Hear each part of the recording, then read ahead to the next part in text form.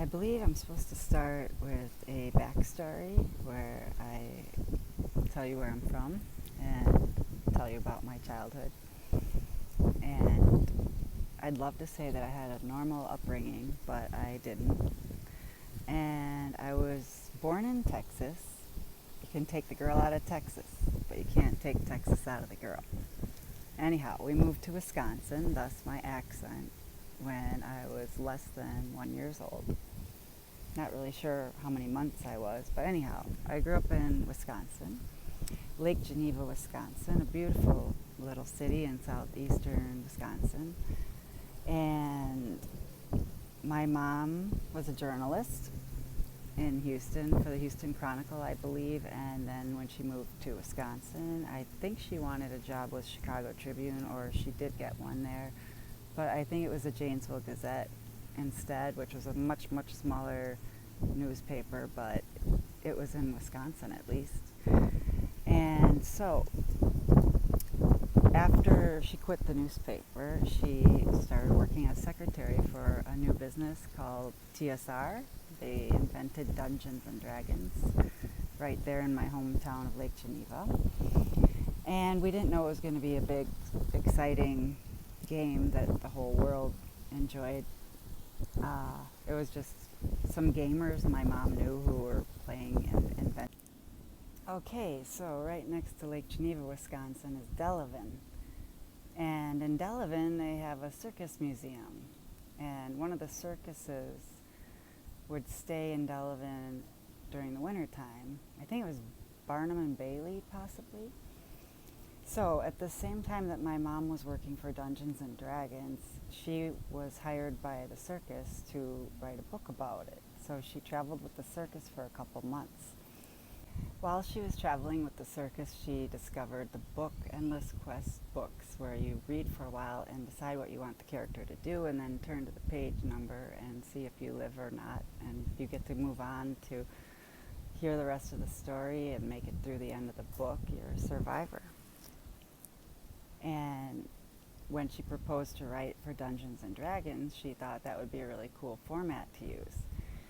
The owners of the company weren't excited about her idea. In fact, they said, if you want to write a book, go ahead and write a book. So she went home and wrote in legal pads, longhand, a whole book. And I remember she had to chart it out on the wall on construction paper and see where all the choices lead to and what page you were turning to for each thing. And it was cool. The company decided to show it to the publishers, and they love it, and asked her for 3 more books. That turned into 6 more books or something. I think she wrote about 8 of them for Dungeons and Dragons, maybe.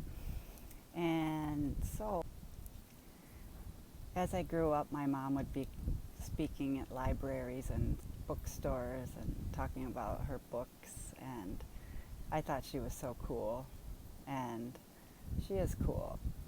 She also has a love for cats, and when I was young we had 3 cats, and then we had 4 cats, and then it became 5 cats, and I think by the time I went to college she was up to maybe 9 cats, and she started making food for them and her dogs, and she had to do a lot of research about what the dogs and cats should be eating for their natural diet.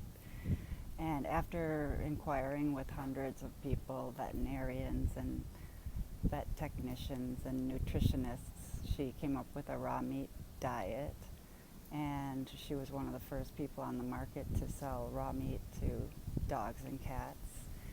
And it caught on, but not for years later. She also became known as the Cat Lady of Lake Geneva because the cats continue to multiply, and people would have a batch of kittens they didn't want, and they'd drop them off on her doorstep. Oh, take your kittens to the Cat Lady. She likes cats. It got out of control. Let's just put it that way. I met my first husband in college, and I joined his family business. I learned a lot about running a business. I also got to do a lot of traveling with that career. They taught people how to teach better, and they were teaching corporate trainers. So I got to learn all kinds of information that corporate trainers are teaching their clients. And I learned everything from customer service to accounting. And I never knew how beneficial that would be in life, that experience. I also learned a lot about health during that relationship. Tom had chronic fatigue syndrome and was constantly looking into natural solutions to feel better. And his mother became quite a health nut. She wasn't a nut, she was a great lady, but I learned about herbs and supplements because of what she was taking and teaching me. So I thought I want to become a naturopath or herbalist. And my life did not end up going that way. I was growing marijuana right after I graduated high school, and I was arrested for it, and so I became very involved in the legalize it movement. It's just a plant, and I know it's a medicine, and I felt it was really wrong for it to be illegal. And I wrote a lot of my papers in college about the fact that it was a plant and a very helpful plant and should be legal. Legal, not illegal. I didn't really have any effect on that industry, but years later, I was happy to see it legalized. Unfortunately, my experience with the marijuana being illegal led me to have frustration and even anger towards our U.S. government. It seemed completely wrong that there is a law not allowing us to enjoy the benefits of a plant, and especially a plant that doesn't seem to harm anyone. So, years later, that will play a factor as well. My husband Robert and I made a beautiful child together. Her name is Sierra Sky Ashton, and we renovated a Victorian home and built a big dog daycare, boarding, health food facility for pets. And for many years, I ran that business until I decided I didn't want to be in the U.S. anymore. Frustration with the U.S. government increased during the war for oil in the Middle East, and then with 9/11 happening, and my husband and I decided we wanted to move to another country. We went to Belize, Central America for vacation and fell in love with the island off the coast of Belize, and came home and made a plan to sell our business and move there. Luckily, I was able to sell the pet food part of the business, and we moved to Belize, where I ran the dog care center from abroad for 10 years. I wanted to sell it a lot sooner than that, but unfortunately it didn't happen.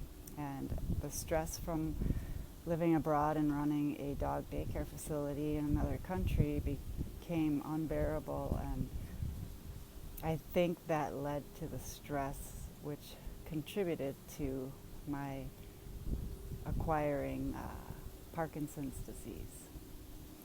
I just want to say here early on that someone told me along the way, if you name it, you claim it. And I said, what? And this guy in New Orleans said, if you name it, you claim it. Don't call it Parkinson's. Don't say I have Parkinson's, or you believe it, and it won't help you. So I now just say my condition. My husband and daughter and I enjoyed Belize greatly for many years, even though I was stressed out from work. And my hands started trembling. I didn't know what was going on. I finally saw the neurologist in the USA, and he diagnosed me as having Parkinson's disease.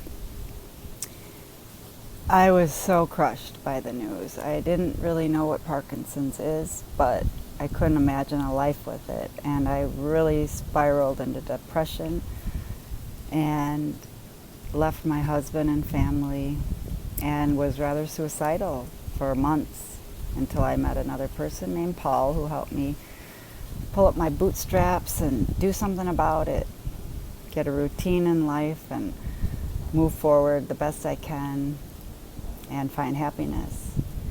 It wasn't easy. It took a long time, but I'm happy to say that after COVID-19 happened, things started to fall into place for me, making headway with lessening my symptoms in a natural way and reducing my pharmaceutical usage and dosage, and finding healthy, natural ways to heal myself.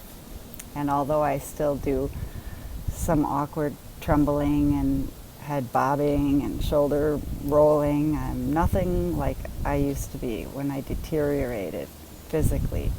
I couldn't cut my food, I couldn't cook, I couldn't whisk, I couldn't slice things. My leg would start dragging and my shoulders start rolling, and sometimes I was taking too much medicine, sometimes I didn't have enough medicine. Sometimes the stress level just blew right through my medication and I trembled away anyhow. So I have come a long way and I'm looking forward to sharing with you how.